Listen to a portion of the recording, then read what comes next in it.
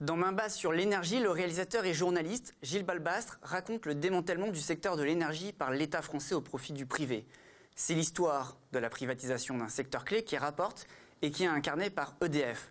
Gilles Balbastre a réalisé un second documentaire, Gaz et flouze à tous les étages, un film qui revient sur la fin de Gaz de France, GDF, devenu Engie. On reçoit aujourd'hui Marie-Christine Nadeau de la CGT, des mines et de l'énergie, la FNME CGT qui produit ces films. Marie-Christine Nadeau, bonjour. Bonjour. Vous allez bien? Oui, ça va bien. Alors, pourquoi la CGT a voulu produire ces films et pourquoi avoir confié leur réalisation à Gilles Balbastre? Alors, on a voulu produire ces films pour informer réellement, avec un recul de 10 ans, les citoyens, les élus aussi de la nation sur ce qui se passe dans le monde de l'énergie. Alors l'énergie, ce n'est pas que l'électricité nucléaire. L'énergie, c'est en effet l'électricité qui n'existe pas dans la nature et qu'il faut produire, mais c'est aussi le gaz. On peut aussi parler du pétrole et du charbon. On a un mix énergétique d'ailleurs pour fabriquer notre électricité qui utilise tous ces ingrédients-là. Bon, en tout cas, en 1946, le gaz et l'électricité ont été nationalisés. D'ailleurs, la CGT est complètement légitime pour dire quelque chose parce qu'elle y a largement contribué au travers de son ancien secrétaire général, Marcel Paul, qui a été le ministre de l'Industrie et qui a porté cette loi de nationalisation devant l'hémicycle. Et au fur et à mesure du temps, particulièrement dans les années 80, on s'est rendu compte qu'il y avait des velléités de transformer la gestion de l'entreprise avec un peu moins d'intervention du personnel, un peu moins d'intervention des élus, etc. Jusqu'en 1992 où le traité de Maastricht, suite à un référendum, acte l'idée de libéraliser les services publics, de les retirer de la mainmise, on va dire, de l'État, ce qui n'était pas tout à fait ça, puisqu'on était nationalisé, donc on appartenait à la nation, c'est un peu différent, et d'ouvrir des brèches à la concurrence libre et non faussée, et pour pouvoir faire du fric et du flouze, comme le dit Gilles pour le gaz. Donc on s'est mobilisé plusieurs fois, évidemment en décembre 95, évidemment en 2004 quand il était question de discuter la loi de privatisation d'EDF et de Gaz de France.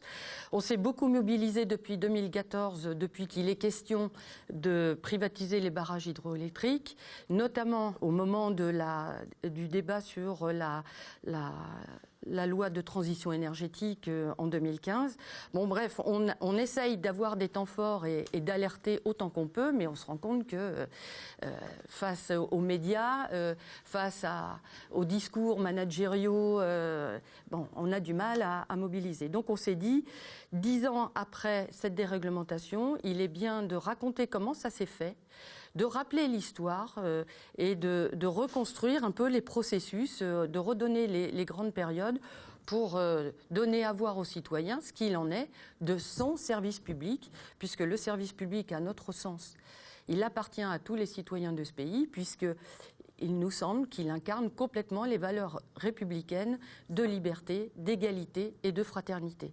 C'est-à-dire que, quelle que soit l'épaisseur de son portefeuille, on va à l'hôpital, normalement on est soigné, on appuie sur le bouton, on a l'électricité, même si on habite en montagne ou à la ville. Vous avez la sensation que ce sont des sujets, le secteur de l'énergie est un secteur peu ou maltraité dans la presse? Particulièrement maltraité, je dirais, parce que quand on parle énergie, aujourd'hui, dans les médias, on parle énergie, on parle électricité, particulièrement nucléaire. On parle de l'énergie toujours pour fermer le nucléaire. Or, l'énergie, c'est bien plus complexe que ça. L'énergie, ça peut être notre énergie à nous. Avant l'électricité, on faisait tout à la main, où on utilisait les animaux. Et puis, il y a d'autres énergies qui existent, je le disais tout à l'heure. Et ça, les médias n'en parlent jamais, quoi. Enfin, c'est très, très rare. Et c'est très maltraité. Aujourd'hui, on est à une période de transition climatique, d'évolution climatique très préoccupante. On est au 3e été caniculaire et on sent bien qu'il se passe des choses quand même. On le sent sur ce plateau. Voilà, on le sent sur le plateau, oui. On est dans une crise sociale structurelle Elle est vraiment prégnante. Bon, et là, avec l'action des Gilets jaunes, on voit bien qu'il y a un vrai mécontentement, il y a des clivages qui se font, c'est très important. Et que fait l'État? Il continue de déréguler, de donner des pans entiers de notre industrie ou de notre activité sans laquelle il ne peut plus y avoir d'industrie aux intérêts financiers et aux plus grands spéculateurs. Enfin bon, ça nous semble pas possible du tout. Donc on fait de l'information, un peu de pédagogie aussi. Dans le film Main basse, Gilles a ouvert le panel des intervenants très largement. Il y a des élus. Il fait référence à beaucoup de documentaires qu'il a retrouvés à l'INA, des journaux télévisés, etc. Mais il donne aussi la parole à des associations, y compris qui ne sont pas forcément proches de la CGT, mais qui sont dans le même combat citoyen pour l'intérêt général. Donc il y a un véritable enjeu, quoi. Il y a un vrai enjeu, oui. Oui, il faut arrêter de raconter des carabistouilles aux gens et il faut absolument qu'on revienne à une vraie connaissance des choses pour que, en conscience et en connaissance, les citoyens puissent prendre parti. Oui, ça on peut faire, ça on peut pas faire. Réchauffement climatique, c'est la nature. La peur qu'on fout sur le nucléaire, moi je vous dis que mes petits camarades savent exploiter une centrale nucléaire. Maintenant, dépasser le nucléaire, c'est des milliards de recherches, c'est encore du temps pour les chercheurs, etc. Et il faut surtout que dans une centrale nucléaire, l'organisation du travail et la sérénité des salariés y soient parfaites. Ce n'est pas tout à fait le cas. Donc oui, on a beaucoup de choses à dire. D'autant qu'on parle d'un secteur qui est stratégique pour l'État français. Pour l'État français, pour la nation française, pour tout citoyen. S'il n'y a plus d'électricité aujourd'hui, s'il n'y a plus d'énergie, mais qu'est-ce qu'on devient, quoi ? Vous n'existez plus, on ne peut plus communiquer, on ne peut plus circuler sinon par les camions et les bus. D'ailleurs, c'est pendant la loi transition énergétique, le débat à l'Assemblée nationale, Monsieur Macron, qui n'était que ministre à l'époque, nous a mis les bus à pas cher, les bus pour les pauvres sur les routes, quoi. Enfin, bon, on est en pleine contradiction parce que par rapport à l'intérêt général, parce que l'objectif du gouvernement et de ceux qui les dirigent, c'est essentiellement de faire de la marge. Encore aujourd'hui avec le réseau ferré. Et voilà, avec l'hôpital public. À côté de ça, vous avez des cliniques très luxueuses. C'est vrai pour la SNCF par rapport au transport routier, etc. Enfin bon, Perpignan-Rungis qui va fermer, etc. C'est complètement scandaleux. Pour vous, ce démantèlement, il commence avec Maastricht? Il commence avec une décision politique dans les années 80. Ça arrive sur une décision de nos directeurs de centres qui sont réunis par le comité exécutif de l'époque en 1985.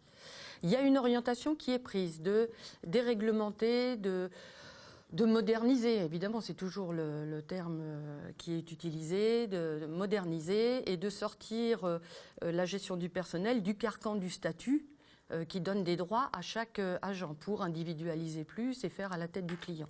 Donc ça commence en 85 et là la décision des administrateurs du monde, on va dire, se poursuit et en effet on a l'Europe libérale qui s'organise, qui se structure et qui acte par un traité, le traité de Maastricht, la privatisation des services publics. Et on peut regarder, si on fait un petit retour arrière, depuis 92, tout a changé dans le pays, et particulièrement depuis 2002. Que fait la CGT aujourd'hui? Elle prépare elle mobilise ses salariés dans le secteur de l'énergie? Alors, là, dans le secteur de l'énergie, je dirais qu'on est mobilisé H24 parce qu'il n'y a pas une structure, un secteur qui n'est pas en train d'évoluer, d'être déréglementé, d'être optimisé. Enfin bon. Donc là, on est en action permanente depuis longtemps. Malheureusement, tout le personnel n'est pas dans cette bagarre-là parce que beaucoup se disent c'est cuit et je vais essayer de passer dans les mailles du filet. Bon. En tout cas, oui, la CGT est complètement mobilisée, ses militants sur le terrain aussi, beaucoup discutent, il y a beaucoup d'informations qui est données, d'assemblées générales qui sont organisées. Et là, avec le projet Hercule, qui est l'atomisation d'EDF, c'est incroyable, entre une partie verte et une partie bleue. Alors, on ne va pas épiloguer sur le sujet, mais la production, elle resterait dans le giron public. Certains disent qu'elle est nationalisée, ce qui n'est pas du tout le cas. Elle reste dans le giron public pour produire de l'électricité à pas cher qui sera mise à disposition de tous les opérateurs. Alors maintenant, vous avez Leclerc, vous avez Darty, vous avez Total qui arrive via Direct Energy sur le marché, évidemment Engie, et tout le monde pourra se fournir dans le stock EDF pour faire son business de son côté. Et puis derrière, les petits véhicules bleus de la distribution qui assurent la proximité, l'intervention dès que vous êtes en panne chez vous le soir, etc. Ceux-là seront dans une filiale dont le capital pourra être ouvert à 30%. Donc ça, c'est une activité régulée, tarifée et décidée par la Commission de régulation de l'énergie. Et donc c'est rentable, c'est un truc qui rapporte obligatoirement. Il y a 30% de ce rapport-là qui ne viendra plus pour aider à l'investissement des moyens de production futurs, mais qui partira encore dans des poches privées. D'accord. Sachant que l'État, depuis 10 ans, a ponctionné 24 milliards dans les caisses d'EDF quand même. 24 milliards qui seraient utiles aujourd'hui quand on parle d'endettement de l'entreprise. Ok, je vous remercie. Je vous propose maintenant de regarder Gaz et Fluze à tous les étages.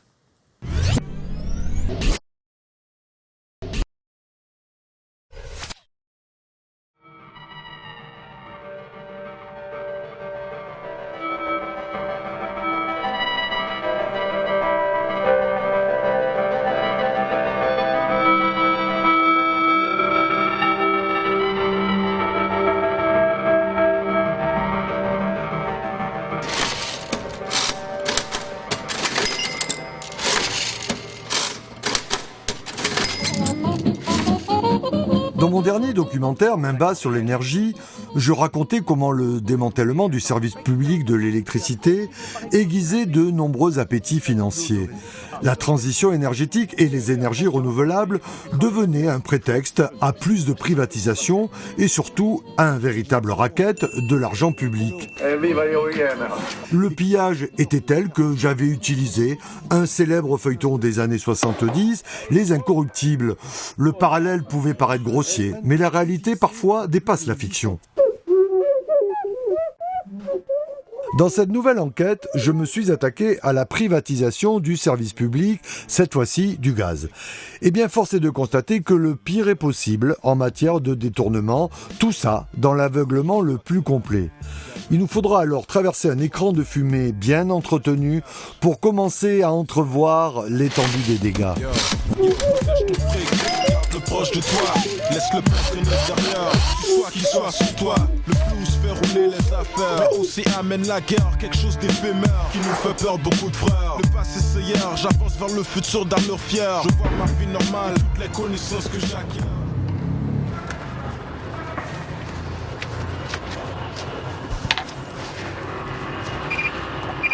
Donc là ça aspire l'air. Ça aspire l'air, ça l'analyse, ça nous donne une particule par million. Ça détermine la gravité de la fuite ou pas. Donc là, par exemple, c'est 10 000 particules par million, ça représente 1% de gaz dans l'air. Voilà, pour être plus clair. On va aller plus haut parce que... Et là, on voit si le robinet dessous, il est tueur ou pas. Ça, c'est ce qui alimente l'immeuble. Celui-là, il va. Celui-là, il n'y a rien. Nous, la particularité dans les grandes villes, c'est d'avoir beaucoup de kilomètres de réseau vétustes. Enfin, âgés en tout cas, pas forcément vétustes, mais âgés. C'est pour ça qu'à l'époque, on avait des services de 3-8, etc. Parce que ces réseaux, ils avaient besoin d'une présence constante au quotidien, au maximum, pour pouvoir prévenir en cas de fuite, en cas d'entretien à faire, en cas d'entretien à réaliser, tout en continuant le service public et la continuité de service qu'on devait aux usagers. Voilà, donc là, on voit que déjà, il y a une petite fuite dessus. 20 ppm, bon, ça représente très peu. À l'eau droit, ça se sent pas, mais... Là aussi, c'est très léger. Là, par contre, on a une fuite enterrés. C'est-à-dire là, on voit qu'il y a eu des points de localisation de fait. C'est une fuite typiquement qu'on surveille. Mais là, quand même, sur le réseau, il y en avait 4 ou 5 déjà. On a fait 50 mètres. Et des rues comme ça, il y en a quelques centaines. Ah oui, c'est ça. C'est pas un cas isolé quand même, ce genre. Non, c'est pas un cas isolé. Hein. C'est du classique même, on va dire. À l'époque, il y avait à peu près 300 gaziers. Et aujourd'hui, on est environ 80. Donc on s'est battu, on a fait ces 5 dernières années quand même, on a fait trois gros conflits qui nous ont permis on a gagné des embauches, on a gagné des meilleures conditions de salaire, on a gagné pas mal de choses sur Marseille, surtout l'année dernière, qui a fait en sorte justement qu'on puisse avoir plus de personnel pour pouvoir pallier à... même si ça suffit pas. Maman, voici mon mari, s'il n'est pas joli, il est quoi Abonné au gaz. S'il n'a pas d'auto, Durant près de 60 ans, le service public Gaz de France a été chargé d'organiser la fourniture du gaz à un bas prix aux usagers et aux entreprises raccordées au réseau. Tout simplement, et qu'il possède un appartement. En 2006, dans un contexte européen de déréglementation des services publics, GDF a été privatisé, puis marié à Suez en 2007, pour prendre le nom en 2015 d'Engie. Et GDF Suez est maintenant Engie, car le monde change et avec lui, toutes nos énergies. Et par la magie du marché, les 4 opérations de gestion du gaz, dont se chargeait avant GDF avec sérieux et discrétion, se sont retrouvées saucissonnées en autant d'entreprises dont la mission depuis la privatisation est de continuer à distribuer du gaz dans le cadre du nouveau marché déréglementé, mais également des dividendes. Allez, autrement dit, beaucoup de flouze à Engie, leur nouveau propriétaire. Une bien belle histoire racontée depuis par une effluve de communication scintillante et rutilante, si loin du quotidien des usagers et des salariés.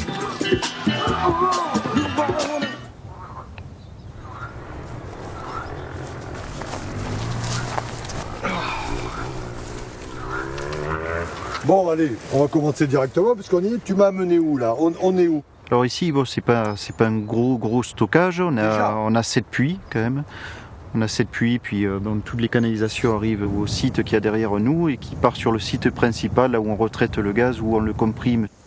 Le site de Manosque fait partie des 13 sites de stockage souterrain installés sur tout le territoire par Gaz de France à partir des années 50. Leur mission était simple, mais efficace, assurer la sécurité d'approvisionnement du pays. Depuis la privatisation du service public, cette mission de stockage est transformée en une entreprise nommée Storengy. Mais dans un marché totalement déréglementé, Storengy a un autre objectif, remonter de forts dividendes à sa maison mère Engie. Les exigences de sécurité entrent alors en conflit avec de gros appétits financiers.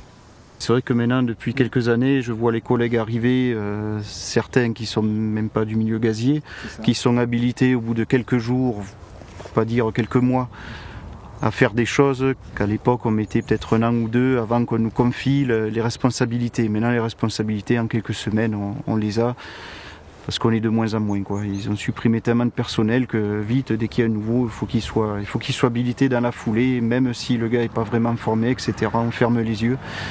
Et ça amène à des prises de risques, malheureusement. Moins de salariés sur des sites Seveso 3, de ce qu'ils ont fait depuis, ils ne pouvaient pas descendre plus bas. Les accidents ont augmenté. La politique stratégique sur la sécurité a reconnu qu'il fallait faire de gros efforts. Les risques psychosociaux sont toujours là, mais il faut que les choses évoluent. Pourquoi, à un moment donné, à force de solliciter les gens qui restent et le manque de personnel, s'est fait ressentir au fil du temps et a usé tout le monde.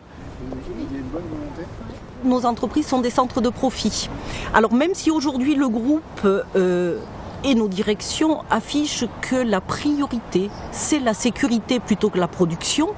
Comme on est un centre de profit, je vais parler pour une entreprise que je connais qui est Storengy, on est tenu par un calendrier de sites indisponibles dans lequel on doit faire nos interventions réglementaires, de maintenance, etc. Donc on s'aperçoit que même quand la direction affiche que priorité à la sécurité plutôt que la production, ceci étant, le timing pour rendre le site dispo, parce que derrière on a nos clients, fait que les salariés sont sous pression constante, voire sont rappelés, on réaménage le planning, etc. etc. Et le sous-effectif fait qu'on les met en danger. Et moi je leur tire mon chapeau parce que avec ce métier gazier qu'ils ont chevillé au corps, à tout niveau, ils arrivent avec 2 bouts de ficelle à faire une corde qui tient bien. Il ne faut pas rigoler avec des infrastructures, il ne faut pas s'amuser, il faut investir. Ils ont suffisamment de moyens pour pouvoir investir davantage. Mais investir dans la nouvelle technologie, dans les nouvelles techniques, certes, mais l'être humain, pour que ça fonctionne, il faut qu'il y soit, il ne faut pas le diminuer. On a subi des restructurations. Sur 5 ans, j'ai connu au moins pratiquement tous les 1 an et demi, restructuration, qui visait à quoi? À diminuer le personnel sur les sites.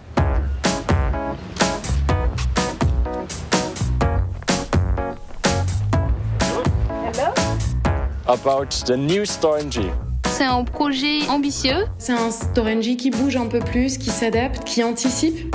Young, smart, innovative. Bonjour. Il y a une volonté de créer de façon fébrile du changement pour mettre en obsolescence les connaissances, les compétences et l'expérience des travailleurs, pour attaquer leur professionnalité. Comme Taylor l'a attaqué en son temps, en faisant exploser les métiers, éclater les métiers en tâches élémentaires, maintenant on attaque les professionnels en mettant en obsolescence leurs compétences, leurs connaissances, leurs savoirs, de telle sorte à ce qu'ils soient bien obligés de se raccrocher aux procédures, aux protocoles, aux méthodologies, aux bonnes pratiques qui ont été décidées par ailleurs. C'est ça le truc, en dehors d'eux. S'ouvrir à de nouvelles technologies et puis essayer d'intégrer des nouvelles compétences. Des nouveaux métiers. Plus d'initiatives, plus d'innovation, plus oser. À quoi on va faire appel alors dans la mobilisation des travailleurs? On va faire appel à leur qualité personnelle, intime, leur volonté, leur besoin, leur désir d'être reconnus, de se reconnaître dans leur travail. On va essayer d'agiter des registres narcissiques. Alors par exemple, certains jeunes s'entendent dire « étonnez-nous ». Montrez-nous qui vous êtes, de quoi vous êtes capable. Montrez-nous qu'on peut compter sur vous, que vous allez être des relais de notre philosophie et de notre pensée. C'est ça qu'on veut.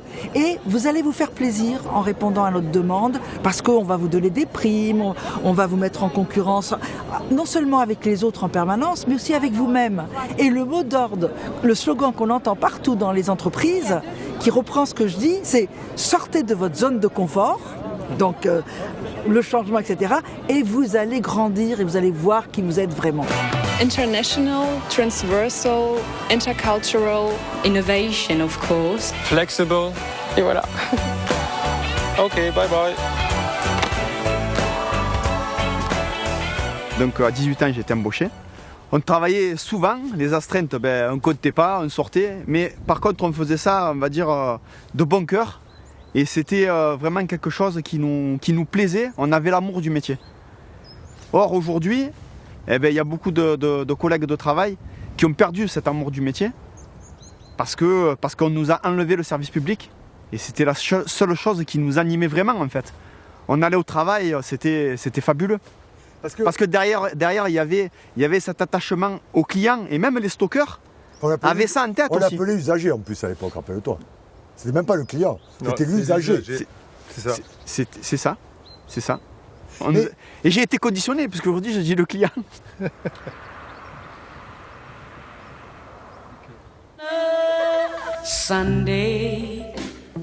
Comme le souligne si joliment cette publicité, le gaz assure le confort et le bien-être d'une partie d'entre nous.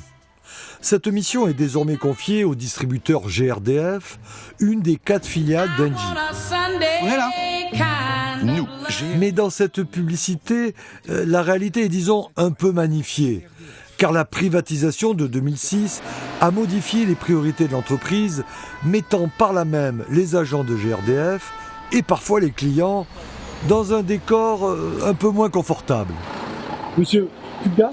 Plus de gaz. Chauffage et l'eau chaude. Ah oui. Ouais. Avec un bébé. Avec un bébé, c'est compliqué. On a appelé le plombier, on pensait que c'était simplement nous, et là quand on sort, on voit tous ces véhicules, c'est assez surprenant, ouais. Donc ça vient, c'est global. Alors en fait c'est l'ensemble du quartier qui est coupé. Je dirais ça fait 19 ans que je suis dans l'entreprise. Sur mon secteur, j'ai jamais connu d'incident comme ça. Non, effectivement. Donc là, c'est ce qu'on appelle un plan Aurigaz en fait, qui vient d'être déclenché par GRDF. Donc Aurigaz, c'est une mise en place d'une cellule de crise, de déclenchement de moyens supplémentaires, tout ça afin de pallier à un événement exceptionnel comme là on est en train de vivre, puisqu'effectivement c'est quasiment la moitié des clients, des abonnés de la commune de la Madeleine qui sont sans gaz suite à cet incident. 762.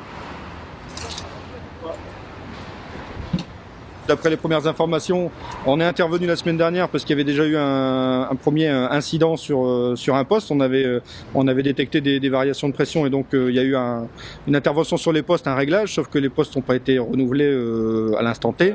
A priori là, c'est en train de se faire. Ils sont en train de changer les 4 postes de détente pour pouvoir continuer à alimenter les clients de façon stable et en sécurité. Voilà. Une coupure de gaz par elle-même, elle est très contraignante pour les usagers, mais elle ne représente pas de risque pour la sécurité. C'est par contre au moment de la remise en service que là il faut être très vigilant. Quand on renvoie le gaz, il faut qu'on s'assure qu'en tout point on sache où le gaz s'arrête et où il va. Donc c'est pour ça qu'on est obligé de passer dans chaque habitation, auprès de chaque robinet, pour fermer tous les robinets, pour vérifier que tout soit bien fermé, que quand on renvoie notre réseau, le gaz dans le réseau, tout soit sous contrôle.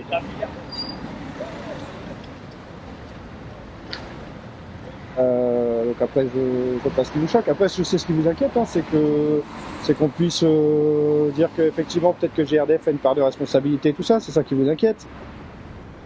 Mais on ne perturbe pas leur travail, je vous assure. Si c'est France 3 ou La Voix du Nord ou je sais pas qui les filme, vous les appelez pas pour leur dire que ça vous inquiète. Ça marche. Merci, bonne journée à vous. Jérémy, c'est qui là? Ça c'est l'adjointe du directeur qui me dit, qui conclut en disant on en reparlera certainement. Voilà, elle s'inquiète de l'image que ça peut avoir sur GRDF. Alors effectivement, le sujet est assez sensible, l'image de GRDF en ce moment avec l'incident de la rue de Trévise de Paris, malheureusement. Donc je pense qu'effectivement, ils sont inquiets. Parce que nous, notre but premier, même si on dit que ce qui se passe aujourd'hui, c'est pas totalement la faute du hasard, le but premier aussi de l'intervention, c'est de montrer l'importance du service public du gaz, de montrer qu'il y a toujours des hommes qui sont prêts à se démener et à être au service du client et à faire tout ce qu'ils peuvent pour pouvoir rétablir les gens au plus vite et tout en restant en sécurité.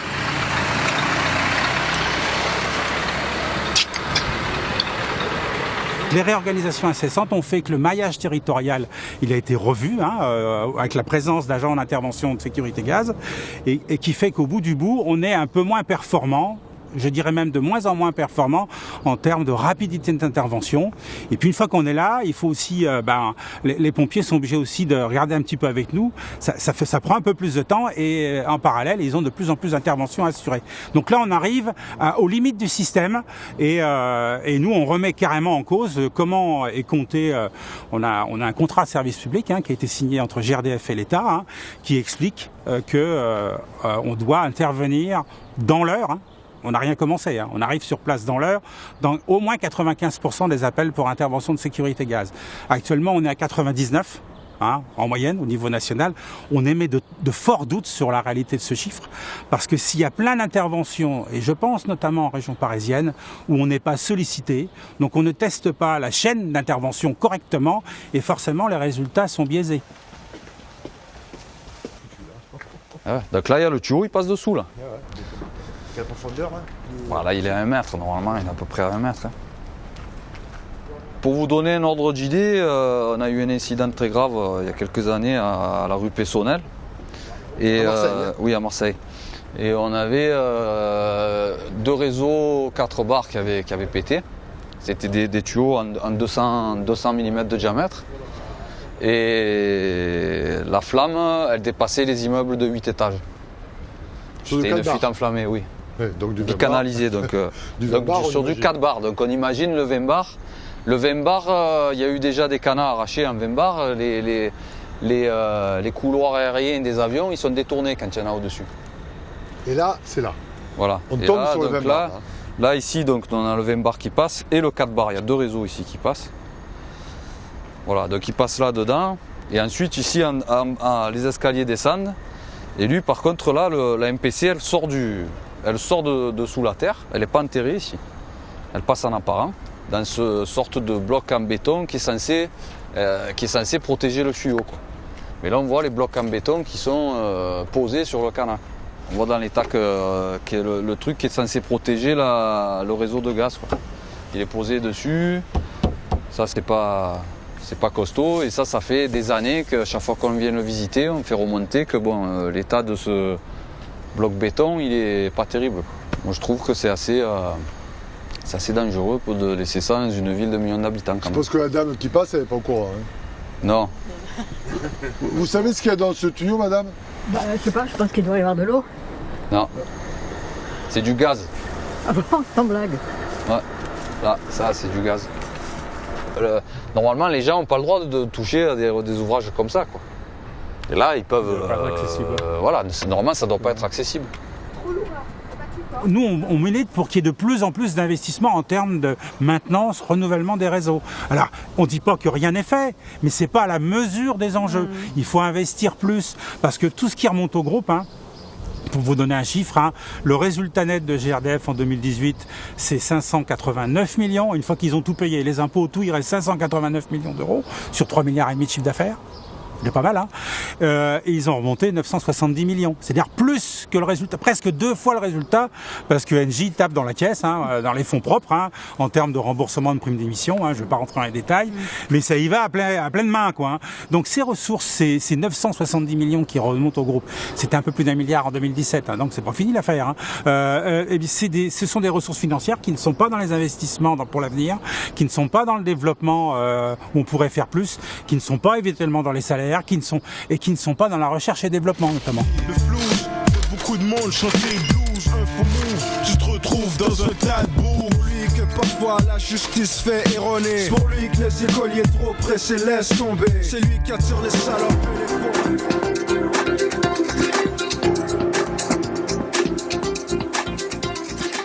Décidément, ces nouvelles filiales d'Engie ne cessent de raconter des belles histoires à travers de nombreuses vidéos de communication. Ici, des salariés d'LNG fêtent joyeusement les soi-disant 50 ans de leur entreprise, qui en réalité n'a que 10 ans.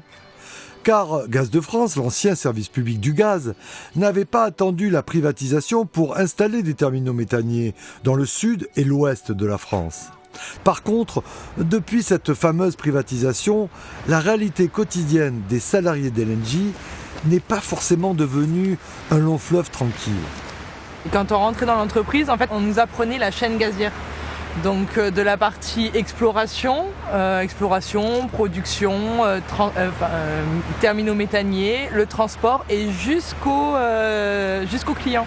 Donc on apprenait la chaîne entière. Et on voyait, on comprenait notre rôle dans cette chaîne.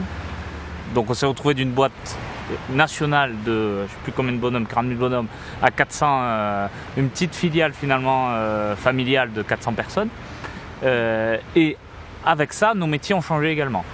Tout a changé parce que le marché a changé, on a vraiment été balayé en 10 ans. C'est vrai que tu le disais, il y a un après, un avant, c'est impressionnant. Et même dans le fonctionnement de nos terminaux, parce qu'avant, on ne faisait que de l'émission sur le réseau. Maintenant, la fonction première, c'est faire du pognon, en fait. C'est-à-dire que la sécurité d'approvisionnement, qui était notre cœur de métier, la sécurité d'approvisionnement du pays, n'est plus du tout inscrite dans notre ADN. Aujourd'hui, pour LNG, la sécurité d'approvisionnement, c'est plus l'ADN d'LNG. L'ADN d'LNG aujourd'hui, c'est de faire du business.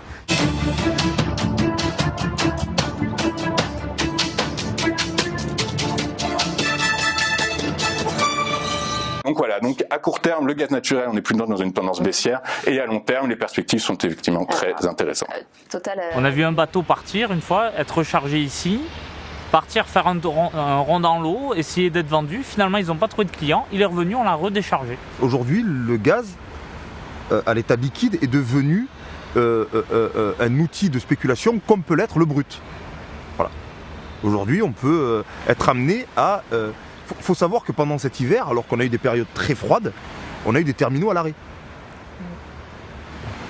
Chose qui n'arrivait jamais, je dis bien jamais, au début des années 2000, voire dans les années 90, dans les années 80. On arrêtait un terminal, c'était pour les travaux, ou parce qu'il y avait un incident technique. Un terminal méthanier, il était là pour émettre sur le réseau. Enfin, vraiment, c'est le marché dans lequel on est, où ça n'a ni queue ni tête finalement, et nous, on est complètement déboussolés par rapport à ça.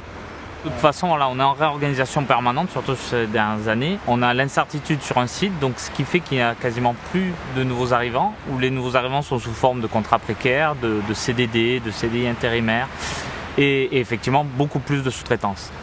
Donc tout ça fait qu'en fait, par rapport à côté des niveaux de sécurité qui doivent toujours être plus élevés, on a l'impression des fois d'être complètement déconnecté.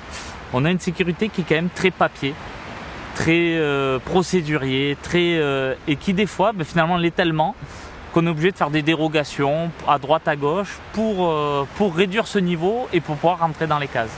Depuis 2009, donc date de la filialisation de notre entreprise, on a perdu 10% de l'effectif. Donc c'est quand même assez conséquent. On a également revu les budgets de maintenance, en étalant les durées. Alors on nous explique qu'avant on faisait de la surqualité, que ce n'est absolument pas nécessaire. Enfin bon, on essaie de nous faire passer des vessies pour des lanternes, bien sûr, mais tout ça, ça a des conséquences, donc à la fois sur les conditions de travail des salariés, mais aussi sur leur état psychologique. Tout le monde sait que la monnaie peut corner, faire ta renommée.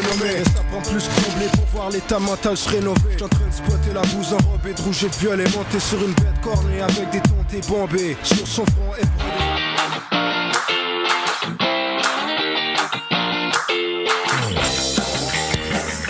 GRT Gaz est le 4e des anciens services de gaz de France saucissonnés lors de la privatisation du service public. Sa mission est de transporter sur tout le territoire le gaz qui arrive des frontières. GRT Gaz se doit de remonter comme ses petites sœurs, Storengy, LNG, GRDF, de confortables dividendes à sa maison mère, Engie. Et qui dit dividende, vous l'avez bien compris, dit hélas, fortes conséquences néfastes pour les salariés et les usagers. Donc là je vais parler comme un vieux gazier. Je suis rentré moi en 93 dans l'entreprise. Typiquement ce que vous voyez derrière, on faisait 4 essais de fonctionnement par an. C'est-à-dire qu'on essayait les sécurités 4 fois par an. Maintenant on ne fait plus qu'une fois. Voilà. En 20 ans, on a divisé par 4 le nombre d'interventions sur ces postes. On faisait des révisions, ce qui s'appelle, c'est-à-dire qu'on démontait un poste comme ça, on le démontait en pièces détachées sur une table et on le remontait pièce par pièce. Maintenant, tout ça c'est fini. Les révisions, on n'en fait pratiquement plus. Des essais, on en fait beaucoup moins qu'avant. Alors peut-être que le matériel a évolué, etc. Mais enfin, ça suffit pas. On a encore du matériel qu'à 20 ans sur certains postes. Après, il y a aussi ce qu'on appelle la reconnaissance pédestre. Donc ça, en l'occurrence, on marchait à pied. Voilà, nous, typiquement, sur la Loire, on a 500 km de réseau à peu près. On faisait 500 km à pied pour vérifier l'environnement, ou voir s'il n'y avait pas eu des travaux sur la canalisation, voir s'il n'y a pas une maison qui s'était construite trop près, etc. Typiquement sécuritaire. Les affaissements de terrain, quoi. Enfin tout ce qui peut mettre en danger la sécurité de nos installations. Maintenant, on le fait qu'une fois, on fait 10% par an, donc le calcul est vite fait, ça fait une fois tous les 10 ans, on marche sur la canalisation. C'était un moyen déjà de s'approprier le réseau, de bien connaître le réseau, ou passer les tubes, tout ça. Maintenant, c'est tout à la va-vite, quoi. Il faut alors, certes, il y a les GPS qui nous aident à nous y retrouver, mais c'est toujours à la va-vite, sans connaître vraiment l'environnement, et toujours plus vite, quoi. Alors effectivement, pour l'instant, on n'a pas de gros incidents et notre direction peut nous dire, écoutez, vous avez vu le REX, comme ils disent, on n'a pas d'incident, donc ça suffit bien. Le retour d'expérience. Le retour d'expérience fait que on n'a pas eu d'incident. Une fois tous les 10 ans, c'est largement suffisant. L'avenir nous le dira. Peut-être qu'ils ont raison. J'espère qu'ils ont raison. Par contre, on peut en douter. Pour faire le schéma clair, on a à peu près 800 personnes aujourd'hui qui sont d'astreinte dans le pays. Et on a, un peu plus de 200 roulements d'astreinte permanents, 7 jours sur 7, H24. Les astreintes, elles servent à quoi? Alors les astreintes servent à intervenir sur des postes comme celui de derrière, sur le réseau, enfin, sur d'autres installations industrielles, en cas de problème ou de panne, etc. D'un point de vue curatif. Voilà. Et en cas de gros incident, s'il y a un gros incident. Et aujourd'hui, le souci que l'on rencontre, c'est que, avec la direction, c'est qu'au nom de vouloir moderniser l'astreinte, c'est s'attaquer à la dimension purement et simplement des équipes, de l'effectif des équipes, de diminuer ces effectifs-là, donc aussi au quotidien dans le cadre de la maintenance des installations, et au-delà de ça, d'avoir des personnes qui sont d'astreinte sur un territoire un peu plus grand. Aujourd'hui, on est en train de vous expliquer que finalement, vous ne prenez pas plus de risques à intervenir tout seul, dans un premier temps, j'allais dire de mettre en place tout seul des mesures de sécurité, un combo, un périmètre de sécurité assez énorme. On vous demande de vous reposer sur les pompiers. Je ne reviendrai pas sur le professionnalisme des pompiers. Vous savez très bien que les pompiers sont de grands professionnels, mais le gaz, c'est pas leur métier. Mais tout ça pour vous prouver qu'il y a quand même des compétences chez nous qui existaient. Et aujourd'hui, existe encore. Et aujourd'hui, ces agents-là, ils ont peur de les perdre. Et ils ne peuvent pas s'en plaindre. Ils ne peuvent pas aller crier à la population qu'on est en train de mettre leur sécurité en danger et la leur.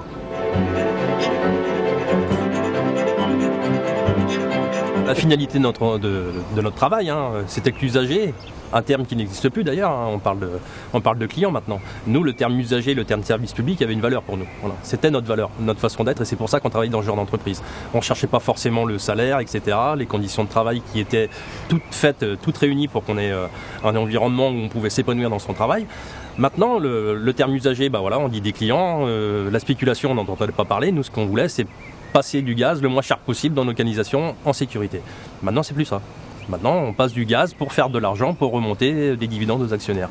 La finalité de notre travail est complètement différente, effectivement. De lui, les groupes un jour se séparent en deux. D'un bord, ils finissent par dire, on s'en sort sans eux. Des loups sans yeux se mangent entre eux. Perçu comme dangereux, c'est lui qui cause l'hypocrisie et la peur de jouer franc jeu. Le service public du gaz, ça peut se décliner également en une jolie histoire qui appartient hélas aujourd'hui au passé. Il était une fois, il n'y a pas si longtemps que cela, dans une charmante bourgade mondialement connue pour son abbaye, nichée au cœur de la région Bourgogne. Ici à Cluny, en 1988, il y avait une station d'air propané. Donc c'était une station propane, donc avec des grosses cuves bonbonnes de propane, dont les camions venaient dépoter. Voilà. Donc il n'y avait pas d'alimentation au gaz naturel. Donc en 1988, le gaz naturel est arrivé depuis le stockage souterrain d'Étretat, donc 90 km environ d'ici. Les travaux ont pris pratiquement 1 an et demi de préparation pour préparer l'arrivée du gaz naturel effectivement à Cluny. Ça a coûté très cher aux usagers, ils ont une facture qui a augmenté énormément. Justement, les usagers dans le cadre du service public n'ont rien eu à payer du tout. Même la conversion de leurs appareils était prise gratuitement en charge par Gaz de France. C'est-à-dire ? Parce qu'on passait d'appareils qui fonctionnaient au propane, à l'air propané, avec des appareils qui fonctionnaient au gaz naturel. Donc il fallait changer les injecteurs, convertir certains brûleurs, etc. Et donc changer certains appareils. Et normalement, donc l'usager ne payait rien, tout était pris en charge par Gaz de France à l'époque. Voilà. Gratuit ? Oui. Voilà. C'est une autre époque quand même, non ? C'était l'époque du service public.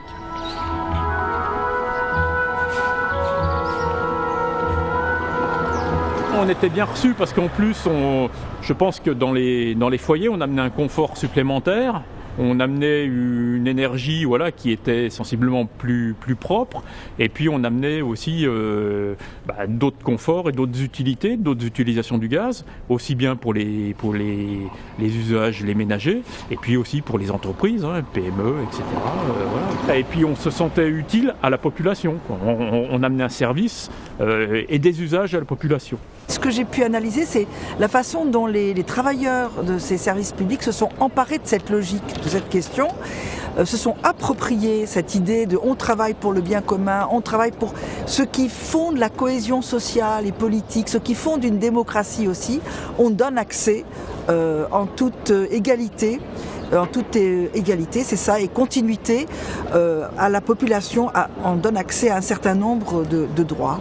Quand je saisis, ça fait ciao. Et quand je fais frire, ça fait pshhh. Puis alors là, quand je fais rôtir, ça fait chut. Ah oui, j'aime bien. J'aime bien. Gaz de France, le choix de la qualité. Rapidement ce que les autres s'aiment. Audiovisuel témoin, fume comme un crétin. Je vole les biens d'autrui et bien, mais à part les miens, mon esprit cartésien. C'est le mariage économique le plus médiatique de cette rentrée. GDF et Suez vont fusionner pour donner naissance au numéro 3 de l'énergie dans le monde.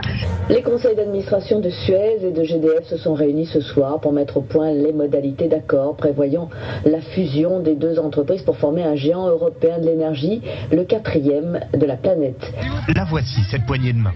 Après 18 mois d'hésitation et de tractation, Gaz de France et Suez deviennent GDF Suez, premier groupe gazier d'Europe, 3e du monde. Et oui, c'est avec enthousiasme et admiration qu'une bonne partie de la presse fête en ce mois de septembre 2007 la fusion entre Gaz de France et Suez, l'ancêtre d'Engie, autrement dit, mais ce n'est pas dit de cette façon-là, la mort du service public du gaz.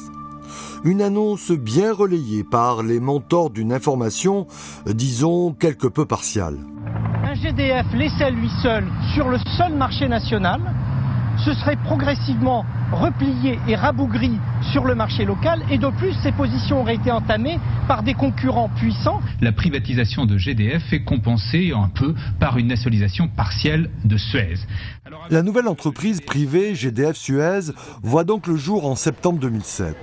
Mais la mort de l'entreprise publique Gaz de France découle d'un long processus qui remonte bien avant, à la fin des années 80, dans le cadre d'une Europe libérale. L'histoire de la déréglementation du secteur de l'énergie nous rappelle une vérité peu répandue publiquement. Le capital sait faire fi du Parlement, des lois, des décisions démocratiques pour passer en force ses propres intérêts. Les entreprises, les directions d'entreprise, elles, et puis les pouvoirs politiques, commencent à anticiper en fait, et ils commencent à dire en fait faut se préparer à l'avenir, faut devenir rentable, faut se lancer dans la commercialisation d'un certain nombre de choses. Ça commence très tôt, ça commence à la fin des années 80, la question des plans stratégiques, l'ouverture à d'autres marchés, etc. Je crois que la forme juridique de l'entreprise Gaz de France aujourd'hui ne permet pas la pérennisation de l'entreprise. Par conséquent, je préconise de moi que la forme juridique de l'entreprise change de manière à ce que l'ouverture du capital soit possible et que rentrent dans le capital de Gaz de France un certain nombre des grands partenaires de demain. Les entreprises publiques ont tellement anticipé les directives que, en fait, c'était aussi un prétexte, c'était aussi un argument pour les politiques de dire ah ben non mais les entreprises elles sont déjà dans la concurrence, donc pourquoi on ferait pas les directives, on ferait pas les lois. C'était un enjeu de l'élection présidentielle. La fusion entre Suez et Gaz de France vient d'être repoussée après le scrutin par le Conseil constitutionnel. Le rouleau compresseur libéral va pourtant connaître quelques ratés. Entre l'annonce de la fusion et sa réalisation, plus de 18 mois vont se passer, marqués par une guérilla syndicale. Il ne nous paraît pas inutile aujourd'hui, alors que le marché est en passe de triompher et que le pillage du service public, en grande partie réalisé, de rappeler la résistance à ce rouleau compresseur. Et ce grain de sable judiciaire risque bien d'empêcher la naissance d'un nouveau géant européen de l'énergie. En France, l'actualité est marquée par le délai imposé par la justice à Suez et Gaz de France pour fusionner. Saisi par les syndicats, le tribunal de grande instance de Paris a estimé que GDF n'avait pas assez consulté, comme le prévoit la réglementation, ses salariés sur ce projet de fusion. Le processus pourrait être retardé de plusieurs mois, voire annulé. On a réfléchi collectivement donc au niveau de la fédération et on a obtenu qu'on fasse une action juridique, une saisine du tribunal du commerce pour non-information au conseil d'administration, pour refus d'information. Et ça a marché. Voilà. Et ça a marché. Et là, ça a été extraordinaire, puisque à ce moment-là, ça mettait en difficulté l'entreprise. C'est la première fois que les administrateurs dans une société commerciale, mettent en difficulté leur président, quoi. Je veux dire, voilà, et c'est une jurisprudence énorme. En fin d'après-midi, un conseil d'administration a bien eu lieu à GDF. Le groupe a réaffirmé la pertinence du projet de fusion. Pour les administrateurs salariés, le gouvernement met la pression sur Gaz de France. C'est en voulant aller trop vite qu'il a perdu la face. Donc le gouvernement, il aurait plutôt intérêt à réfléchir comment aujourd'hui ne pas privatiser Gaz de France et trouver d'autres solutions. La bataille politique qu'on a menée, nous, en tant que syndicalistes, c'est-à-dire de créer les conditions de casser ce rouleau compresseur. Et on a réussi, c'est ça qui est important, puisque le personnel, y compris parce qu'on était organisé avec des syndicats très forts partout en France, la CGT représente plus de 50% du personnel, et avec beaucoup de militants, c'est ça qui a notre force, y compris, et moi j'insiste beaucoup, sur l'encadrement. C'est-à-dire qu'on avait une fédération et des syndicats d'encadrement qui permettaient de résister à cette et de pouvoir diffuser nos informations, etc. Depuis 9 mois, en effet, le projet de fusion entre Suez et GDF avait surmonté bien des obstacles. On a fait notre job. On a mis sur la place publique, on a fait des communiqués, on a mobilisé les salariés, on est allé voir les élus. On a fait tout notre travail de syndicaliste dans l'intérêt général du service public. Mais là, voilà, à quelque chose près, et effectivement, la crise qui est arrivée ensuite, peut-être que la fusion n'aurait pu avoir lieu. Les syndicalistes ont en effet fait leur job, mais faut-il rappeler que le rapport de force n'était pas du tout en leur faveur ? Dans les années 2000, des financiers ont en effet jeté leur dévolu sur le service public Gaz de France. Des milliardaires, comme le Canadien Paul Desmarais et le Belge Albert Frère, qui plus est très proche de l'homme politique français le plus puissant de l'époque, Nicolas Sarkozy. Albert Frère, peu connu du grand public, est pourtant un des financiers les plus actifs dans l'économie française. Oui, enfin dans le cas de Sarkozy, si on avance rapidement, il y a quand même un élément très important, c'est qu'en fait en 2004, il fait la loi, hein, c'est lui qui est le ministre de l'économie, donc il fait la loi qui change le statut juridique d'EDF et de Gaz de France. Il promet la fameuse phrase, il promet que jamais ce sera privatisé. EDF, GDF ne sera pas privatisé. Et que l'État restera au-dessus de 70%. D'accord, du capital. Quelques années plus tard, donc, il est élu président de la République. On ne sait pas d'ailleurs si il va finalement relancer ou non la privatisation de Gaz de France, hein, puisque la privatisation de Gaz de France, du fait de l'action notamment du Conseil Sup et du Comité européen, est au point mort. Et en fait, effectivement, via ses camarades Desmarais et Albert Frère, qui sont actionnaires de référence de Suez, finalement, il nous annonce à l'automne 2007, donc quelques mois après son élection, qu'il va faire la privatisation. Avec Catherine Legall, on émet l'hypothèse dans le livre que, en fait, quand on regarde la traversée du désert de Sarkozy, il va se réfugier au Canada dans le domaine de chez Desmarais. Quand on voit comment Albert Frère, devient une sorte de parrain pour Nicolas Sarkozy aussi, et puis Dominique de Villepin, on voit ces hommes, avec ces milliardaires, avec cet aspect un peu bonhomme, de devenir les amis de ces politiques-là, les chouchoutés, etc. On se dit, il y a une amitié qui naît, ils sont libéraux, enfin c'est des gens de droite, donc ils sont amis entre eux, pourquoi pas, quoi. Mais nous, on émet l'hypothèse que Frère et Desmarais sont bien plus malins que les Sarkozy, Villepin et compagnie, et que dès le départ, s'ils font tout ça, c'est parce qu'ils savent qu'ils vont se faire énormément d'argent grâce à Gaz de France, quoi, et qu'ils vont faire cette culbute, quoi, parce que quand même, ils vont gagner 3 milliards en 6 mois, quoi, en gros. Albert Frère, représentant du grand capital, deuxième fortune de Belgique, 6,3 milliards de fortune, une fortune bâtie sur le vol de l'État, sur le recours aux paradis fiscaux, sur la vente des fleurons belges à l'étranger. On a appelé ce bouquin « Les prédateurs des milliardaires contre des États, leur rapacité face à nos lâchetés ». Et leur rapacité, en fait, elle est flagrante. Donc on voit bien, quand on dit leur rapacité, c'est évidemment celle de ces milliardaires, mais c'est un peu aussi celle des politiques. Mais les politiques, en fait, sont les jouets de ces gens-là. Et Frères et Desmarais, on les a étudiés dans d'autres lieux, par exemple au Brésil, par exemple dans l'affaire Areva, par exemple. On voit qu'ils fonctionnent toujours de la même manière. Ils ont une cible. Là, la cible, c'était Gaz de France. Et ils se disent comment on fait pour y arriver. Et ensuite, ils mettent en place un processus. Ils savent que la poule aux œufs d'or est là. Et leur stratégie va consister, comme ils ont de la trésorerie, mais ils vont pas brader leur truc pour acheter Gaz de France, ça serait trop grossier, c'est pas comme ça qu'ils font. Donc ils ont soudain une deuxième cible, parce qu'ils ont besoin de cette deuxième cible pour capter l'autre. La deuxième cible, c'est la Caisse des dépôts et consignations. Et ils ont des hommes à eux dans ces appareils, à des petits niveaux ou à des hauts niveaux. On va dire c'est comme des agents dormants, quoi. Mais ils en ont partout comme ça. Ils en ont au Brésil à Petrobras, ils en ont chez Areva, ils en ont tout ça. Et comme ils ont plein d'argent, ils s'en foutent, ils payent et ils attendent d'avoir une opportunité. Là, une des opportunités, c'est la vente de Quick. C'est-à-dire que des frères se disent, bon, Quick, je vais le vendre. Il essaie de le vendre 300 millions d'euros sur les marchés en 2004-2005. Enfin, il n'y arrive pas parce que c'est très cher. Et c'est très cher, il n'y a pas de clients. Dans la restauration, les gens savent que ça ne vaut pas cet argent-là.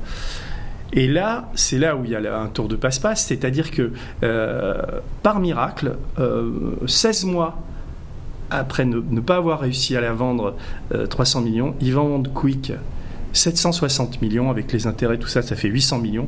Donc ils font 500 millions de plus que ce que le marché ne voulait pas acheter, ce qui est énorme.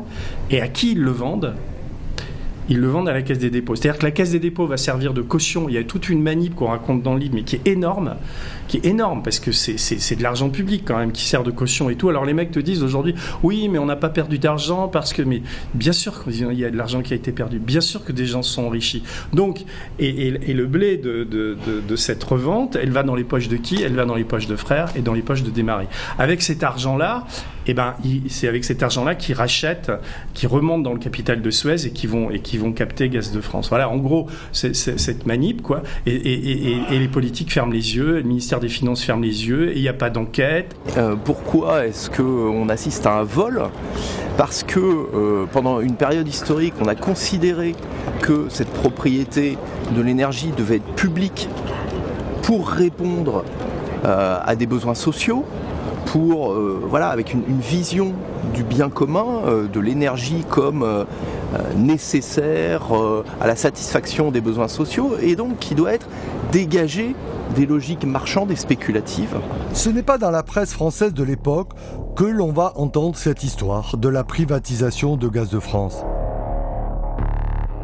Les présentateurs vedettes ou les journalistes bien polissés tricotent tout au contraire un solide écran de fumée. Alors Nicolas Sarkozy s'est impliqué totalement pour que le nouveau groupe se recentre sur l'énergie, que l'État n'ait rien à débourser et garde une minorité de blocage. Ainsi, la privatisation de GDF est compensée un peu par une nationalisation partielle de Suez. Suez et Gaz de France ont officialisé aujourd'hui leur union, une fusion qui n'aura pas de répercussions sur les prix du gaz. C'est en tout cas ce qu'a affirmé l'actuel. Depuis la privatisation de GDF, le prix du gaz non seulement n'a pas stagné, ni même augmenté, il a littéralement explosé de 80%, alors que le prix de la molécule de gaz a été durant la même période divisé par 3. Ce sont donc les usagers et les salariés unis dans la même galère qui alimentent les dividendes remontés aux actionnaires. Et pourtant, sur 10 ans de la privatisation, donc de la fusion-privatisation à l'année dernière, GDF Suez, donc maintenant Engie, a versé 41 milliards de dividendes et il a fait un résultat cumulé de 16 milliards. Ouais, c'est éloquent ça, c'est les chiffres. Voilà. Et le tiroir caisse de Gaz de France, c'était 18 milliards, donc vous additionnez. Engie regarde combien on doit donner comme dividende à l'actionnaire et après ils font le compte à rebours. Et tous les ans on doit faire des gains de productivité sur les salariés, tout ça pour faire une politique à peu près constante. En fait, vous voyez, c'est à peu près une ligne constante. Quel que soit le résultat de l'entreprise, les dividendes versés aux actionnaires sont toujours très hauts. Les prédateurs, pour reprendre l'expression de Denis Robert, ne se sont pas contentés de ramasser le jackpot lors de la fusion de GDF et de Suez.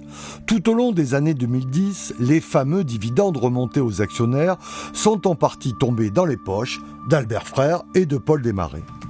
Il suffit d'aller fouiner un peu dans le fatras d'Internet pour trouver des preuves. Prenons par exemple le rapport financier annuel 2010 du groupe Bruxelles-Lambert, la société de portefeuille des 2 milliardaires. Rendons-nous à la page 13 et remarquons dans le tableau Cash Earnings, en français gain en espèces, la ligne GDF-Suez relative aux dividendes nets des participations. 257,7 millions d'euros en 2009, 175,9 millions en 2010. Prenons le rapport de 2012 et là encore, on constate de confortables dividendes. 175,8 millions d'euros en 2011, la même somme en 2012. Mais à un moment donné, si tu veux, ça répond d'une manière très claire et plus qu'énervante à la question pourquoi un pays aussi riche que le nôtre produit autant de pauvreté. Eh bien, il produit cette pauvreté évidemment parce qu'il y a des prédateurs, mais surtout parce qu'il y a des hommes politiques et des hauts fonctionnaires corrompus et compromis. De l'argent, mercenaire Brian, qu'il fait preuve de beaucoup de bravoure. Vivant dans le luxe comme Crésus, ayant une Lexus pour Vénus. Plus roulant en toureuse pour que les gros luches le trouvent robuste. On le remarque à chaque arrêt d'autobus, ceci pas du fric. On le voit manger dans ce restaurant chic. Good Morning Business, Stéphane Soumier. Et donc Isabelle Kocher, la patronne d'Engie, est avec nous. Bonjour Isabelle Kocher. Bonjour. Et j'ai enfin pris la mesure hier de ce que vous vouliez faire au cœur d'Engie. Alors je vais peut-être aller un tout petit peu trop loin, mais en fait en regardant l'ensemble de ce que vous déclarez, de ce que vous faites depuis maintenant, combien de temps vous êtes à la tête du groupe Isabelle Kocher ? 4 ans. Ouais, c'est ça, depuis maintenant 4 ans. Je me suis dit, en fait, elle veut arrêter de nous vendre du gaz. En fait, on va vendre un service. On va vendre un service, il y aura peut-être du gaz dedans, mais on va vendre un service de plus en plus. Décidément, on vit une époque formidable. Pour tout un chacun, Engie, héritier du service public du gaz, est censé nous livrer du gaz pour nous chauffer, pour cuisiner. Mais non, c'est fini. Enfin, selon sa directrice générale. Accrochez-vous bien. Engie, demain, voudrait organiser, manager toute votre vie dans un projet paradisiaque. Mais n'ayez pas peur, Engie vous veut du bien. Ne veut que vos biens. Depuis 9 ans déjà, je vis dans un Eden Building. Et je ne changerai pour rien au monde. Un bouquet de services complets. Garderie, conciergerie, salle de sport, plat cuisinier diététique, des salles de mobilité pour voyager sans bouger, une annexe de mairie, un Engie Park avec jardin suspendu à énergie verte. Votre business aujourd'hui, Isabelle Kocher, c'est quand même d'abord de vendre du gaz aux particuliers français. C'est quand même ça qui fait le cœur du chiffre d'affaires d'Engie encore aujourd'hui. Non, Stéphane, là pour le coup, la réalité est très différente. On achète du gaz à des producteurs de gaz russes, algériens, par exemple, et on le revend à des consommateurs français. Mais c'est une toute petite partie de notre activité. La plus importante partie de notre activité, elle est d'abord plutôt auprès des entreprises et des États, plus généralement, et elle est de plus en plus de leur vendre un service. Le discours de Kocher, en fait, derrière, il y a en fait l'idée qu'il y aurait une ubérisation de l'énergie. En fait, il y a un courant, alors on ne sait pas ce qui sera réel ou pas, mais il y a un courant qui pense que l'énergie de demain, ce sera une énergie décentralisée sur la base des énergies renouvelables, le solaire, l'éolien, la biomasse, etc. Donc ce sera décentralisé. Et en fait, pourquoi je dis Uber ? Parce qu'en fait, tout le monde pourra être producteur, tout le monde sera consommateur, comme Uber, tout le monde peut prendre sa voiture pour conduire des gens en étant payé. Et voilà. Donc tout le monde sera producteur, tout le monde sera consommateur. Donc c'est un monde parfait, c'est le schéma classique des grandes réalisations autour de l'informatique et d'Internet, que ce soit le Google, Uber, Blablacar, etc. Enfin tout le monde, c'est un monde associatif, de coopération. Mais en fait, pourquoi les grands opérateurs s'y intéressent ? C'est parce que derrière, dans l'histoire, il y en a toujours un qui gagne. C'est celui en fait qui met en relation ceux qui offrent et ceux qui payent. Et donc, qui c'est qui fait du pognon sur la production, enfin le transport de passagers individuels, c'est Uber. Qui c'est qui fait du pognon sur les autostoppeurs, c'est Blablacar. Qui c'est qui fait du pognon sur l'information, c'est Google. Sur Airbnb. Voilà, c'est Airbnb, etc. Et donc là, derrière, il y aura l'idée que finalement, il faut quand même équilibrer tout ça et que celui qui détient le réseau et donc ce qu'on appelle le réseau intelligent, celui qui a les logiciels pour équilibrer les charges, c'est celui-là qui va faire le pognon. Et aujourd'hui, donc tout est affaire de slogan. Par exemple, pour les solutions intégrées, on parle as a service, ils appellent ça comme ça. Voilà, en anglais, c'est l'expression qui est à la mode aujourd'hui et qu'on retrouve dans tous les documents de l'entreprise dès qu'elle nous parle de transition énergétique. On le voit aussi. Par exemple, alors on est une entreprise internationale, mais au point que lorsque la direction communique, elle communique en anglais et ensuite en français. Ce qu'on a dit hier, c'est qu'on allait devenir le leader mondial de la transition zéro carbone as a service. Et en fait, qu'est-ce qu'elles nous disent? Ça veut dire quoi, as a service? Là, parce que c'est là où... Enfin, les entreprises... Eh bien non, Stéphane. Décidément, tu n'es pas au jus. On va te dire ce qu'il y a derrière le slogan as a service. Pour ça, nous sommes allés dans la banlieue parisienne, à La Courneuve très exactement. Depuis plusieurs mois, des militants CGT ont réouvert une des dernières agences clientèle fermées par les nouveaux opérateurs de l'énergie. Le but de l'opération ? Répondre à la précarité énergétique d'une population bien loin des Eden Building, des vidéos de communication d'Engie. Près de 12 millions d'usagers rencontrent en effet de grandes difficultés pour payer leurs factures de gaz ou d'électricité. En mars 2020, vous allez recevoir une facture de régule. C'est-à-dire, si vous avez payé trop, on vous donne de l'argent. Si vous avez payé pas assez, vous leur devez de l'argent. Donc d'ici mars 2020, vous n'allez pas recevoir de facture à la maison. D'accord ? Il n'y aura que ça. Merci. Ok madame. De rien, je vous souhaite une bonne journée. Au revoir. Le médiateur de l'énergie ne sait plus où donner de la tête. Jamais il n'avait été confronté à autant de recours. Oui, c'est une info que vous nous révélez ce matin. Maud Descamps, les signalements ont explosé en un an, plus 30%. C'est tout simplement parce que nous sommes plus attentifs à nos factures. Si c'est possible d'annuler là, ces 2 chèques, il les déchire et vous gardez l'avoir qu'il a pour ses prochaines factures. Parce que du coup, il a 355 € d'avoir. En fait, c'est EDF qui leur doit de l'argent. Donc EDF leur fait 2 chèques, sauf que comme ils n'ont pas de compte bancaire, ce qui peut arriver, et ben ils sont dans l'impossibilité d'encaisser. Et avant, dans les accueils physiques, tu vois, on avait du liquide. Et donc, quand il y avait des gens qui étaient dans cette situation-là, on pouvait leur donner directement le liquide. C'était la proximité. On s'adaptait, j'allais dire, aux besoins des usagers. Maintenant, c'est aux usagers de s'adapter aux besoins privés de l'entreprise. Preuve en est. On a déshumanisé un certain nombre de services. Et dans ce cas-là, eh bien, on ne trouve plus l'opérateur, on ne trouve plus l'interlocuteur qui a l'autorité pour régler un problème. Au début, on était donc Gaz de France. Suez est arrivé, fusion GDF-Suez. On a commencé à sous-traiter l'activité statutaire des plateaux téléphoniques en France. Depuis maintenant 2 ans, Engie a délocalisé les plateaux prestataires j'allais dire français, à l'étranger, donc Maroc, île Maurice, Cameroun, Sénégal. Et donc là, on est effectivement dans de plus en plus moins-disant social. On en a exploité, j'allais dire, des peuples qui n'ont pas de code du travail, donc qui sont exposés, j'allais dire, à des conditions de travail lamentables. Et surtout, c'est ce qu'on dit, si tu veux, quand tu tombes sur ces plateaux-là, quand ils ont, alors, effectivement, tu es à des milliers de kilomètres, qui ne connaissent pas le réseau, qui ne connaissent pas les problématiques, et c'est bien normal, on ne pourrait pas leur demander autre chose. Effectivement, tu es au bout du processus de déshumanisation, de casse de la boîte, et donc on arrive effectivement après à des situations dramatiques pour les agents, mais pour les usagers devenus clients, parce qu'ils ne trouvent pas de réponse, ils n'ont pas de solution. Ce tas-là, c'est tous les usagers qu'on a reçus et qu'on a recensés depuis le 14 novembre, l'ouverture de la boutique, avec les différentes problématiques. Là, c'était quoi ? C'était une facture à régler, là c'était un chèque énergie. Et puis dans cette petite pochette, tout ça là, c'est les usagers qui se sont fait arnaquer par Engie et Eni. Il y a eu des condamnations. Engie a été condamné au mois de mars. 1 million d'euros de dommages et intérêts à verser à EDF, justement, pour démarchage abusif. Apparemment, la procédure n'est pas encore terminée, puisque Engie a dit qu'il aurait fait appel. Je n'ai pas trop suivi. Mais en tout état de cause, on voit bien que vous avez utilisé le terme tension. Il y a des tensions, effectivement. C'est une course aux clients.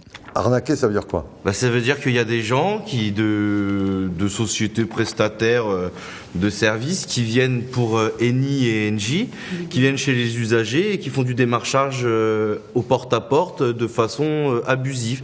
C'est-à-dire qu'ils vont leur dire, par exemple pour Eni, nous EDF c'est fini, maintenant c'est avec nous que ça se passe, donnez-moi votre contrat et je vous refais un autre contrat.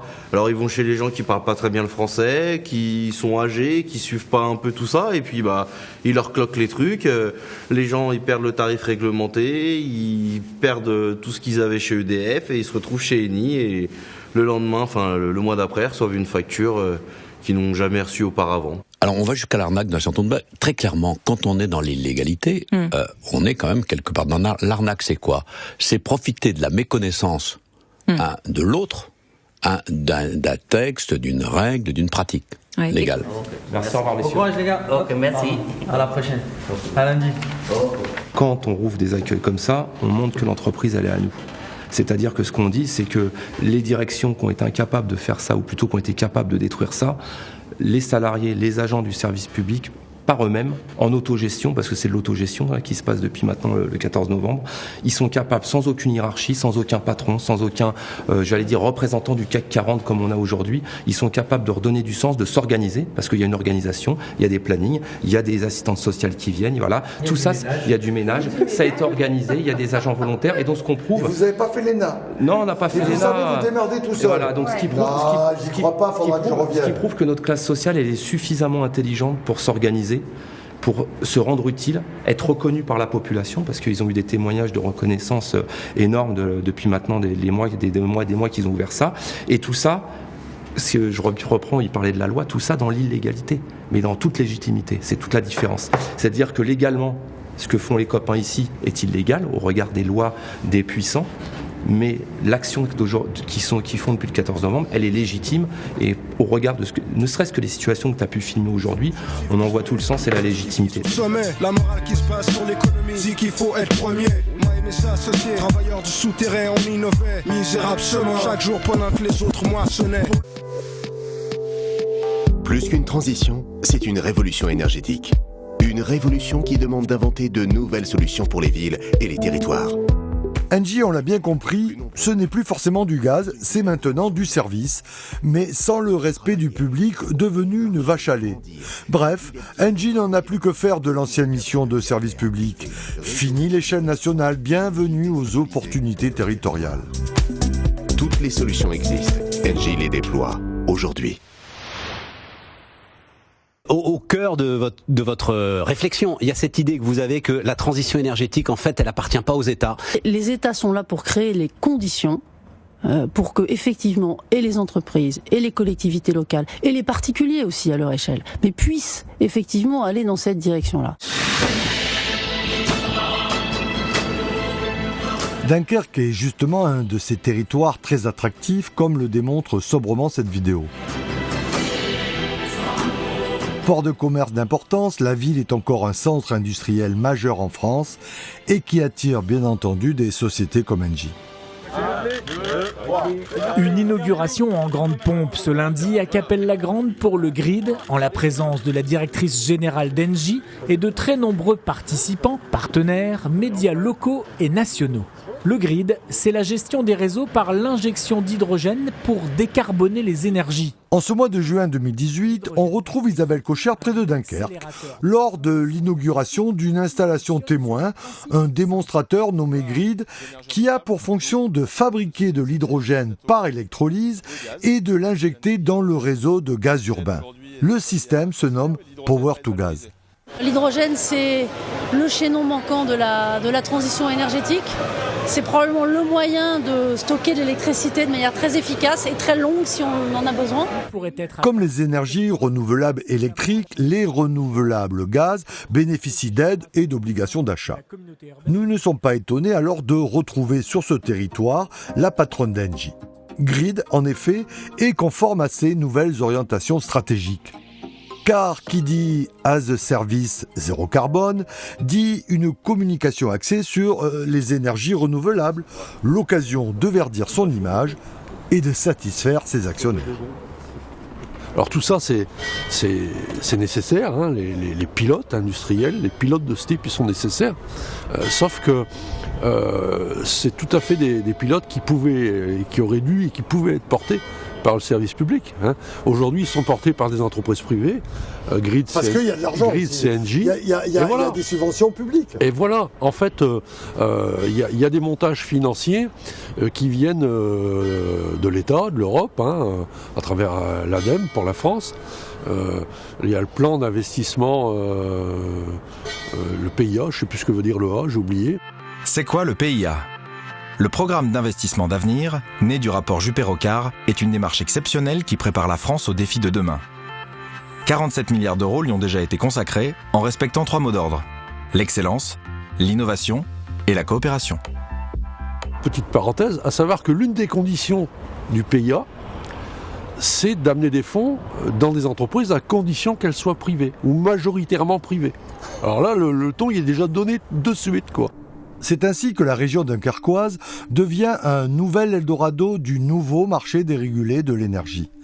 Dans le secteur du renouvelable hydrogène, on trouve notamment un nouveau projet concurrent de Grid, mené par des entrepreneurs dont le profil n'est pas totalement green. Alain Sanson, propriétaire de Malherbe, 3e transporteur français, est en voie de monter avec sa société H2V une usine hydrogène Power to Gas sur le port de Dunkerque.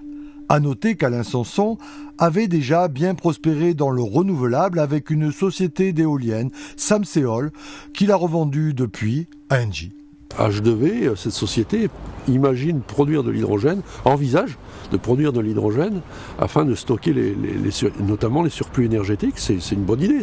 Et donc déjà il imagine, il réclame, il dit voilà, moi je veux bien m'installer, lancer cette filière hydrogène de power to gas, c'est-à-dire injecter de l'hydrogène dans les réseaux gaziers, mais il va falloir m'aider, il va falloir des subventions, il va falloir faire en sorte de garantir un prix ou d'avoir une rémunération complémentaire, le temps de récupérer l'investissement. Yo, protège ton fric, garde-le proche de toi, laisse-le pas traîner derrière, tu sois qui soit sur toi, le plus fait rouler les affaires, mais aussi amène la... Quand on nous parle de transition énergétique, c'est totalement un écran de fumée, puisque la transition énergétique, alors moi je vous en parle en connaissance de cause, moi il se trouve que j'étais au centre de recherche de Gaz de France. Donc la transition énergétique, ça nécessite de faire de la recherche. Parce que on passe pas comme ça d'un modèle énergétique à un autre. Il faut mettre en place de nouvelles techniques, etc. Or, moi je suis rentré au centre de recherche en 1980. À l'époque, il y avait 1000 salariés dans le centre de recherche. Maintenant, il y en a 250 à peu près. Et qu'est-ce qui se passe ? Quand on regarde ce qui s'est passé, c'est que on fait plus de recherche. Ce qu'on fait, c'est des développements techniques ayant pour seul but le profit. C'est des études pour voir comment on peut faire plus de profit. Par contre, la recherche qui pourrait servir effectivement à la transition énergétique, elle, c'est vraiment la portion congrue. Il y en a, pour ainsi dire, quasiment pas. Il y a une nécessité de toute façon d'avoir du renouvelable, qui soit élec ou gaz, pour pouvoir sauver notre planète, ça a été dit tout à l'heure. Donc on ne peut pas s'y opposer, ce serait anti-vie, quoi. Donc voilà, maintenant il y a une volonté d'y aller soit pour une raison capitalistique, soit pour les bienfaits de notre planète. Et aujourd'hui, c'est plutôt la raison financière qui porte ces projets. Le fait que le gaz se verdisse, c'est fondamental, parce que ça veut dire que nos infrastructures vont continuer à être utilisées. Il ne faut quand même pas oublier que c'est l'usager qui les a payées. Hein. Et donc si on devait fermer des infrastructures, c'est une perte sèche pour les usagers quand même, au-delà des salariés qui vont vivre le traumatisme qu'il y a. Mais donc continuer à les faire évoluer, les faire vivre avec ces énergies vertes. Effectivement, il faut une cohérence, mais il faut penser aussi que sans le gaz, le réseau électrique tombe.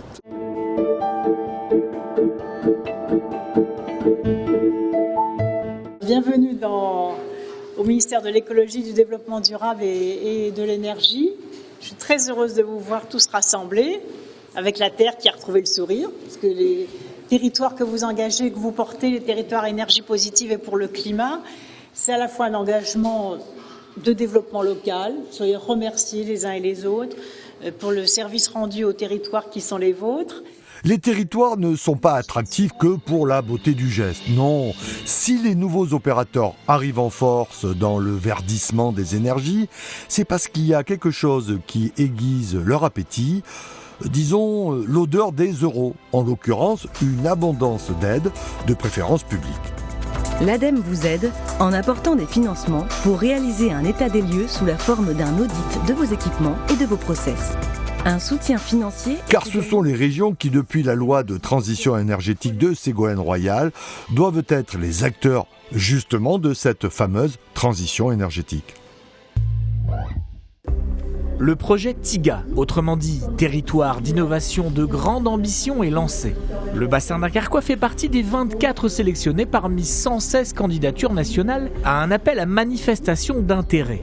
Le territoire a ainsi obtenu 376 000 € de crédit d'ingénierie alloués par la Caisse des dépôts. Objectif, faire partie des 10 derniers appels à projets sélectionnés avec des millions d'euros de financement à la clé. Le plein pouvoir au territoire, c'est bien, mais les conséquences demain, ça va être quoi? Ça va être qu'on ne va plus du tout, de manière politique, assurer un équilibre énergétique pour l'intérêt général et donc pour tout un pays, mais on va se préoccuper de son précaré, c'est-à-dire du territoire sur lequel on est. En compétition, en concurrence. En compétition, en concurrence, voilà, dans un but très lucratif. On ne pense pas du tout à la notion de réseau, on ne pense pas du tout à la notion de péréquation tarifaire. En fait, on est en train d'inverser totalement la tendance, c'est-à-dire que tout ce qu'on a construit, à un moment donné pour l'intérêt général, dans un esprit de solidarité, aujourd'hui, on est en train de le détruire. Et tout ça pour le fric. Voilà, donc véritablement, le pilote dans l'avion, il n'existe plus. On lance les territoires derrière cette notion de territoire d'innovation, hein, et on peut s'interroger sur la finalité. D'ailleurs, on n'a pas beaucoup à s'interroger pour comprendre que demain, il risque d'y avoir des territoires en avance sur d'autres en retard, et forcément, et donc une inégalité du citoyen devant l'accès à l'emploi et devant l'accès aux services qui seraient le résultat de toutes ces innovations et de tous ces pilotes qui se mettent en place, qui, encore une fois, je le précise, sont nécessaires. Il faut vérifier les choses au stade pré-industriel, au stade industriel, mais après, la décision, elle appartient à qui dans le cadre d'une entreprise privée? Elle appartient au conseil d'administration qui va s'assurer de quoi? De la rentabilité financière du projet. Je défends le principe des énergies renouvelables, évidemment. Si vous interrogez n'importe quelle politique dans la campagne actuelle, tout le monde va vous dire qu'on est pour la transition énergétique. Sauf que ce qu'on est en train de faire, c'est d'une transition énergétique qui pourrait être démocratique, on est en train d'en faire quelque chose de privatisé. Et donc qui va être laissé au bon vouloir des entreprises privées. Et ça, c'est un scandale. C'est extrêmement grave. Si on veut basculer vers les énergies renouvelables, pourquoi pas? C'est certainement une solution dans un mix énergétique. Mais la solution, ça ne peut pas être déconnecté d'une maîtrise publique. Et or, aujourd'hui, le problème, c'est qu'on ne maîtrise rien. Les énergies renouvelables, elles naissent de partout, parce qu'il y a des subventions qui sont, données, allouées par... Des obligations d'achat. Des obligations d'achat, mais par contre, il n'y a aucune maîtrise publique. Et c'est là où il y a une incohérence totale. Donc il va falloir revenir à la raison. Je ne sais pas comment il va falloir s'y prendre. En tout cas, nous, à la Fédération, on a des préconisations pour y arriver. Et ce film est la volonté. Et ce film en est la volonté, et comme fut d'ailleurs Main basse sur l'énergie. Mais je pense véritablement qu'on aura besoin demain, par l'action des usagers, des élus politiques et puis forcément des syndicalistes avec les travailleurs, de se mettre tous en tas pour dire attention, arrêtons les conneries, quoi, parce que demain finalement on va, alors certes abandonner nos services publics, mais on va complètement faire en sorte que les aspects solidaires qui font une des valeurs quand même, l'aspect solidaire qui fait une des valeurs de la France, il n'y en a plus. Ouais. Il y en a qui l'appellent le cash, le pognon, le flouze, le cop et le fric. Ça veut tout dire la même affaire. Tout le monde veut de l'oseille. Mais chaque fois que t'en as, les gars veulent tout prise. Fuck that. Protège ton cash. Mais c'est pas juste ça qui compte, man. Yo, protège ton fric. Garde-le proche de toi. Laisse-le pas traîner derrière. Tu sois qui soit sur toi. Le flouze fait rouler les affaires. Mais aussi amène la guerre. Quelque chose d'éphémère qui nous fait perdre beaucoup de frères. Le passé c'est hier. J'avance vers le futur d'allure fière. Je vois ma vie normale. Toutes les connaissances que j'acquiers. Je peux vivre au tiers. Au moins le maximum d'argent.